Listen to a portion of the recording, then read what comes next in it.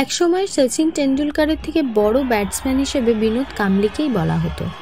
সেই সময় টেস্ট ক্রিকেটে ফার্স্ট 1000 রান বিনোদ কাম্বলি বানিয়েছিলেন। টেন্ডুলকার এবং কাম্বলির পার্টনারশিপের চর্চা সেই তখন থেকেই। কিন্তু আজ তাকে যে অবস্থাতে দেখতে পাওয়া যাচ্ছে তা থেকে সবাইকেই শিক্ষা নিতে হবে। ভালো সময় সবার কাছেই আসবে, কিন্তু সেই সময়টায় নিজেকে ধরে রাখাটাই বড় ব্যাপার। খারাপ পথে যাওয়ার প্রবণতা সবচেয়ে বেশি সেই সময়টাই থাকে। গতকাল থেকে বিনোদ কাম্বলির একটি ভিডিও খুব ভাইরাল হচ্ছে। ভিডিওটি রমাকান্ত আশ্রী কর মেমোরিয়ালের একটি অনুষ্ঠানে। সচিন টেন্ডুলকার যখন বিনোদ কাম্বলির সঙ্গে দেখা করেন, ইন্টারনেটে সেই ভিডিওটি দেখে সারা দেশের মানুষের চোখ ভিজে যাচ্ছে। বিনোদ কাম্বলির অবস্থা দেখে কেউ বিশ্বাসই করতে পারেনি যে তিনি এত বড় ব্যাটসম্যান ছিলেন। আজ এই অবস্থায় কেমন আছেন?